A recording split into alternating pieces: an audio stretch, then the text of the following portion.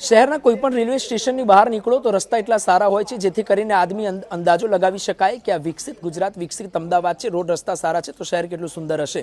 પરંતુ ચાંદખેડા રેલવે સ્ટેશનની પાછળના દ્રશ્યો એવા છે કે રસ્તાની હાલત લગભગ 2 થી 3 વર્ષથી હાલત ખરાબ અને ગંભીર જોવા મળી રહી છે.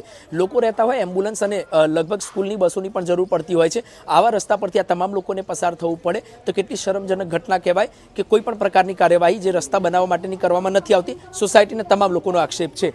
બેન, શું કહેશો? આપ કહી રહ્યા છો આપના પણ હાથને ફ્રેક્ચર થયું છે, કોના કારણે થયું છે? આ રસ્તાના હિસાબે હું પડી ગઈ હતી અને મારા હાથને ફ્રેક્ચર થયું છે. એટલે અત્યારે ચાલુ જ છે, તકલીફ છે જ અત્યારે મને.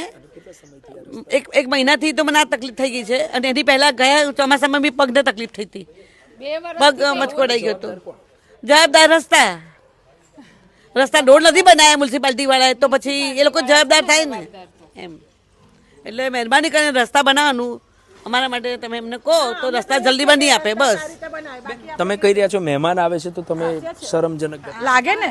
આજે તમારે એવા જે ગેસ્ટ આવે અને રિક્ષાવાળો પણ તમને ના લાવે. ઠીક છે, ગ્રીન પાર્કની સોસાયટીમાંથી અમને આવવા દે છે, બાકી અમારે ગેસ્ટને ઘણીવાર મારા બાબાને ઘરે કોઈ ના હોય તો અમારે ત્યાં લેવા જવું પડે. કેવી રીતે આવે?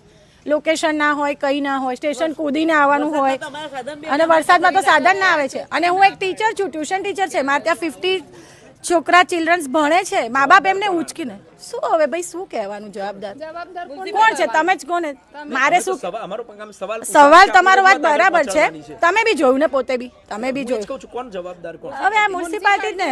અને આ તો બહુ જો મામૂલી કામ છે. 3 વર્ષની અંદર ના થાય એવું હું તો નહીં માનતી. અચ્છા, આપ માનો છો? નહીં માનતા અમે, કોઈ નહીં માનતા. આ તો છે ને, જોઈને તમે આંખો મૂંદી રહ્યા છો એવું છે. હા બસ. નકર આપી એટલું બધું તકલીફમાં હોય બધા અને તમે બરાબર એમ નહીં. અને અમે બી કહીએ છીએ કોઈ વાર એવા પ્રશ્ન હોય ના ઉકેલાય.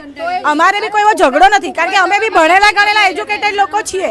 ઘણીવાર કઈ એવું હોય પસાર લોન પાસ કરવાની આ હોય તે હોય, પણ કોઈ પણ વસ્તુને 3 વર્ષ હોય ભાઈ. તમે ચલો અન્ય એક બેન સાથે વાતચીત કરીશું. બોલો બેન, શું કહેતા હતા તમે? અમારી ગાડીઓના બોનેટ તૂટ્યા છે. આટલી ગાડીઓ અંદર જાય છે. ઇવન દેટ રોડ ઉપર નહોતું બન્યું ને એના કરતાં એ સારું હતું કે હવે તો પાણી ગટરથી ઉભરાઈને અંદર આવે છે. જ્યારે બી ચોમાસું હોય રિક્ષાવાળો આવવા તૈયાર નથી, કોઈ ગાડીવાળો આવવા તૈયાર નથી આ બાજુ. અને એટલી તકલીફ પડે છે એટલે અમે રોડા નાખીને જાય છે. એટલે ઘરમાં એજેડ છે. મારા પપ્પાની ડેથ થઈ ને ત્યારે બી એમ્બ્યુલન્સ આવી ને તો બી એવું જ છે કે ભાઈ મહેમાન આવે છે ને તો 10 વખત વિચારે છે. એમના ફાધરની ડેથ થઈ ત્યારે એમ્બ્યુલન્સને આવવામાં કેટલી અગવડ પડી હશે તેવું ચોક્કસથી બેન કહી રહ્યા છે. રસ્તો એટલો ખરાબ છે કે મહેમાન આવે તો પણ શરમજનક ઘટના તેમને લાગે છે કે રસ્તાની હાલત એટલી ખરાબ છે કે મહેમાન જ નથી આવતા.